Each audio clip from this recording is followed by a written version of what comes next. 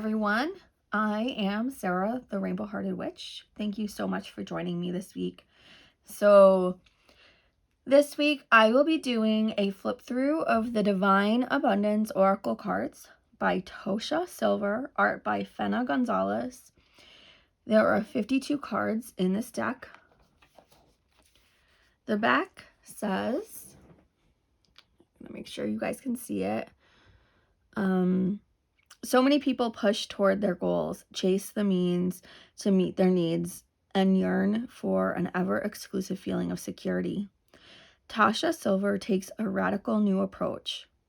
Offer those desperate wishes and financial fears directly to the divine, whatever that means to you.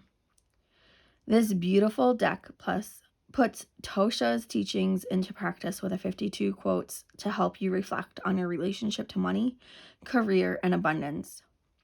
Your own heart will guide you to the message you need that day, helping you receive and live these liberating concepts more completely. Cover design by Julie Davison, cover art by Fena Gonzalez. These are $21.99. I purchased these a while ago at the Divine Ideas bookstore at Unity of Phoenix. You can purchase them anywhere. This is published by Hay House.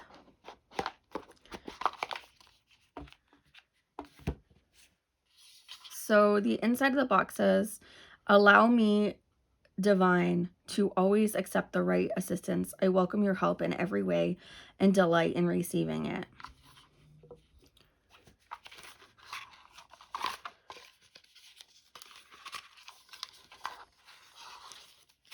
So there's no book with this. So there's a little card that has a message, which I'm not going to read, and then about the creator of the deck and the artist. So on my live today on Instagram, I went live and I did a meditation, a walking meditation through the labyrinth at Unity of Phoenix. And we pulled a card and we got non-duality, which is a pretty advanced subject to meditate on. It's pretty it's kind of outside of our scope of understanding, you know, especially where you honor the divine within yourself as well as the mundane. You honor your humanity as well as your connection to everything. You honor the ego while you honor,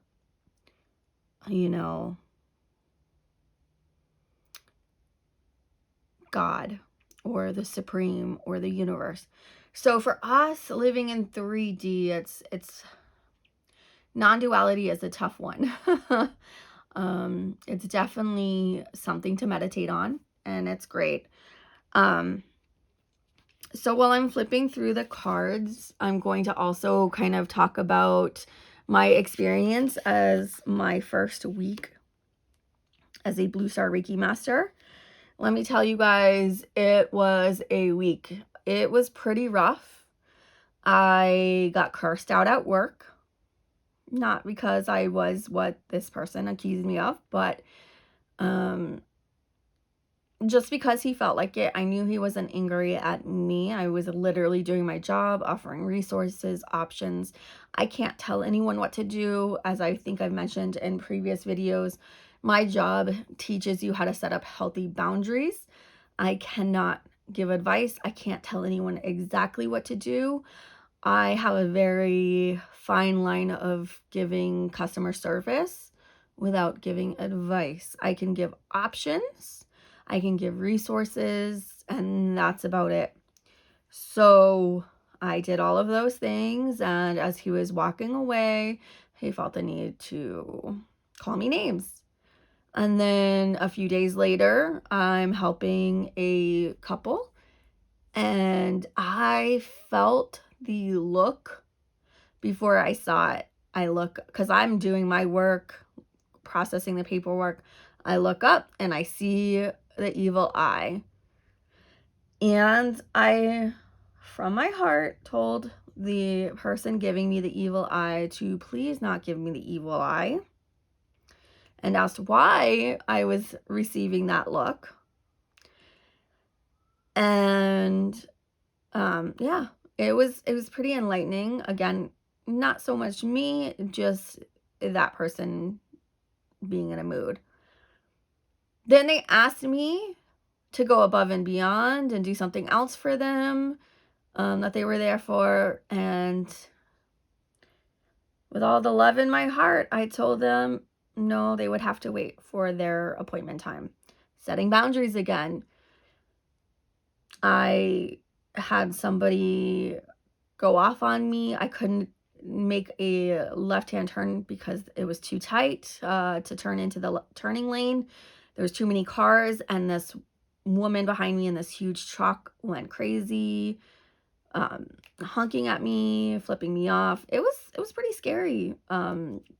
I thought she was gonna hit me, or at least try to drive me off the road. That used to happen a lot more when I drove my smart car. That's why I got rid of my smart car, because big trucks loved to try to run me off the road, like literally. They thought it was funny. They could have literally killed me, and they thought it was hilarious. So yeah, driving in Phoenix is pretty scary sometimes. People are insane, and a lot of people carry guns, so you never know what's going to happen. So needless to say, it was a very tough week, but it ended on a high note. I went to the Reiki share at the Reiki Academy, and it was exactly what I needed.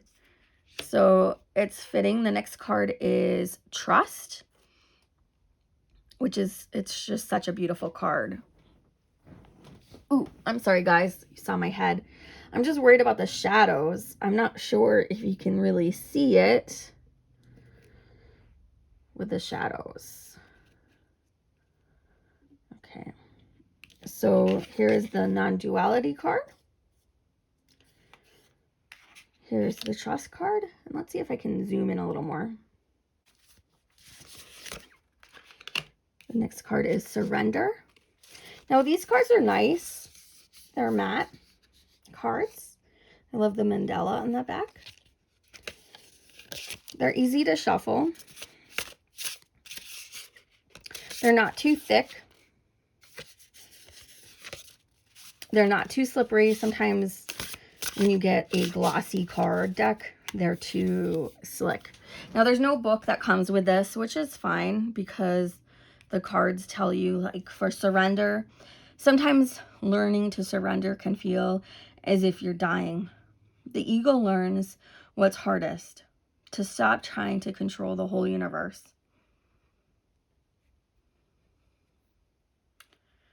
That really is difficult.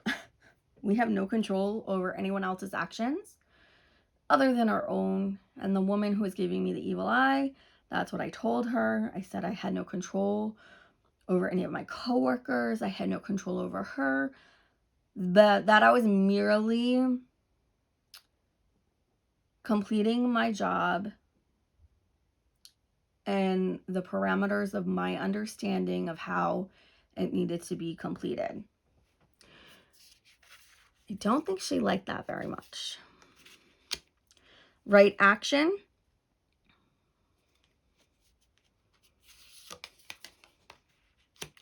Reframe. I love this. This is happening for me, not to me.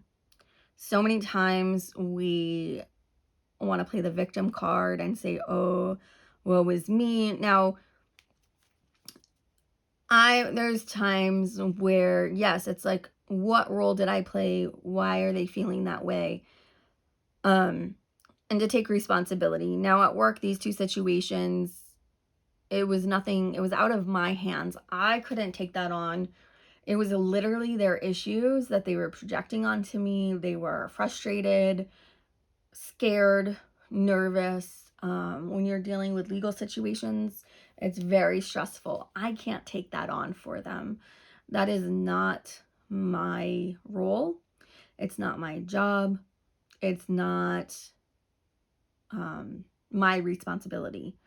My responsibility is to offer resources, options, guidance, and file in their paperwork, and that is it. Nothing else, nothing more, nothing less. If that seems cold, that is, it's not, because there's attorneys, there's legal resources, there's all these other people who are qualified. And as one woman asked me, and I told her, you know what, I can't tell you that. I can't do that for you because I am not going to get sued. I'm not going to go to jail for you. So, everyone has very fine perimeters and jobs. And, sometimes jobs and things seem silly, but you know what? For what I do, it's not silly. It's literally the job description. So receiving, outrageous openness, gratitude. I love Lakshmi. She's so beautiful. Working with Lakshmi and Ganesha was something that I did a few years ago when I still lived in Vermont. Freedom. Yes. I no longer want this fiery ring of resentment to block the good. Release me from its bonds. Whoop, whoop. Flow. Faith.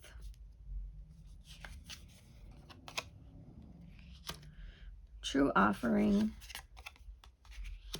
Your path. Worth. Love. So when I was at the Reiki share and I told Rod that I had a really tough week, he said yes, he received emails from a few other Blue Star Reiki masters who had this similar type of week that I had. And he said that people don't like to see you growing and expanding and pretty much like ascending. They may not know and they may not understand, but they feel it and it scares them. They resent it. So then they lash out. So again, it wasn't anything on me to take that on, to feel bad, to be like, okay, what did I do? I literally was doing nothing different this past week than I do, that I've done in the last 3 years of working, or the past 11 years of living in Phoenix. So yeah. Awakening. I just love the colors of the cards and just how colorful and fun. And I love the mandalas and the images of Ganesha, Lord Ganesha, Lakshmi. It's beautiful. Change. So this could either be, it looks, this looks like Durga.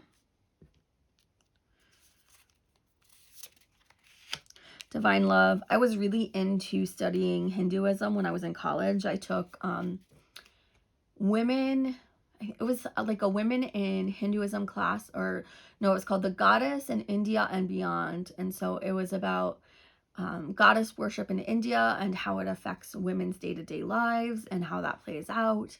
I also took a traditional Indian or classical Indian dance. It was called Kuchipudi. That was really fun, where we got to also learn about the goddesses and the gods. So in college, I was very, very drawn to, actually, Kali was one of my favorites. And then as my spiritual path went on, I really loved Lakshmi and Lord Ganesha. I love, I think it's called Kirtan Chanting. Like I love Dev. I think is it. There's a group or this woman called Wah, WAH exclamation point. And I love her music. She has amazing music. Anyway, divine source, ease, energetic clearing. Okay, so that's Callie. I love Callie. Divine flow, detachment, clearing, compassion, courage, deepening, delusion, humility, individuality, grief, grounded, guidance, right now, sacrifice, sanctity, I can't, sorry guys, self-love, signs, acceptance, allowing,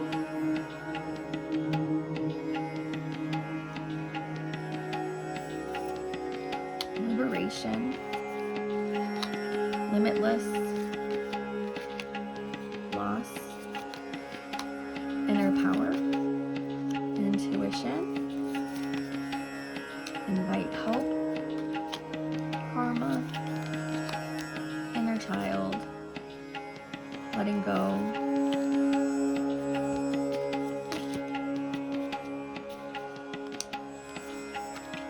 expansiveness, and extraordinary. I like the peacock. I love peacock imagery. It's beautiful. So it's going to be really interesting to see how this week plays out. Usually it takes 21 days to acclimate the energy, to kind of fully embody that energy shift within yourself. So for the last week and the next, so for a total of 21 days. So for the next 2 weeks, I'm abstaining from alcohol and trying to drink mainly water, as much water as I can. I'm just letting the energy just fully acclimate within myself. So the Reiki share was wonderful. It was beautiful. For those who are in the Phoenix area, I do recommend you checking out a Reiki share. Everyone there had such great energy, and it was so relaxing. It was exactly what I needed.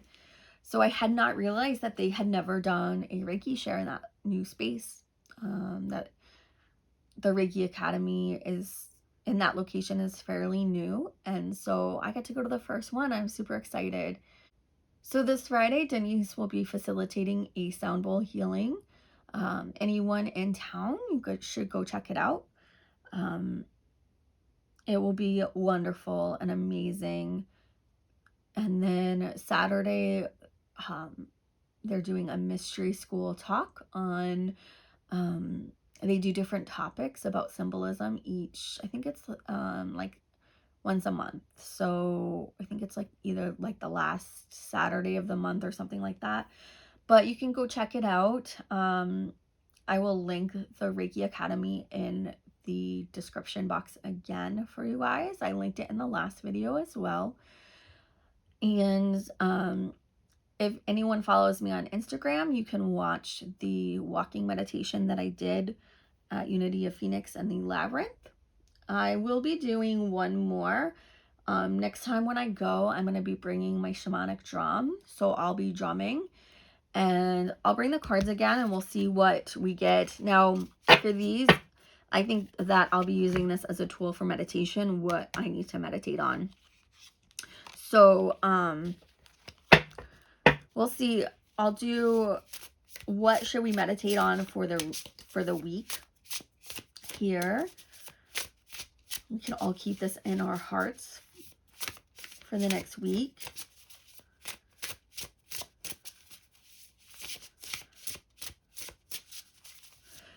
I just love how these cards shuffle. And they're not too big in my hands. Like, they don't feel like so big. They're a little bit on the larger, they're a little bit wider and a little bit longer than regular standard size tarot cards. But they're not like obscenely big. I mean, some of the cards I have are like way too big. All right, so this week we'll be meditating on courage. Let me be open to courageously take the steps that are shown. That does take courage. Change is always scary, and I have big changes and big steps to take this week. So I am grateful for this card. I will definitely be meditating on this card this week and having courage. I need all the courage that I can get. So I send you all love, gratitude, happiness. I hope you all have a wonderful week. Bye, guys. Thank you guys for tuning in. If you like this video, please hit the like button down below and please subscribe. I will be uploading videos every Wednesday night, 7 p.m. Arizona time. Bye, guys.